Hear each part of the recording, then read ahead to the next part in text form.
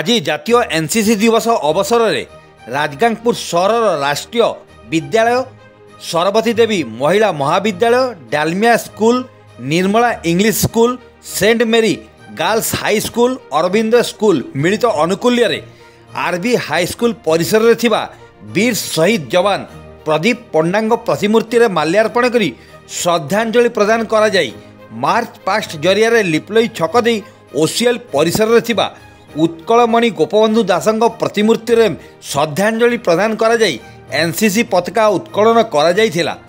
समस्त शिक्षानुष्ठान पक्षर अंशग्रहण करिथिबा NCC cadre देशप्रेम बलिदान सद्भावना निमंते भविष्यत देशपाई कार्य करिवे बोली एनसीसी दिवस रे निजर मतामत उपस्थापन करथिले।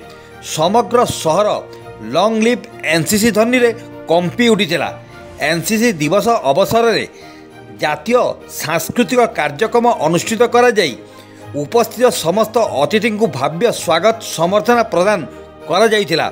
एही अवसर में राजगांगपुर थाना अधिकारी श्री मनोरंजन प्रधान राजगांगपुर पौरपालिका अध्यक्षा श्रीमती माधुरी लुगुन उपाध्यक्ष MD Irfan Shobha Kiro Virendra Mahato lieutenant colonel MD Hamid Jaidev Kar JC Raut Sushmita टोपंग सह प्राय 500 जन एनसीसी कैडर अंशग्रहण करी विभिन्न सांस्कृतिक कार्यक्रम में अंशग्रहण करी समाज रे एक सुस्थ वातावरण सृष्टि करथिले।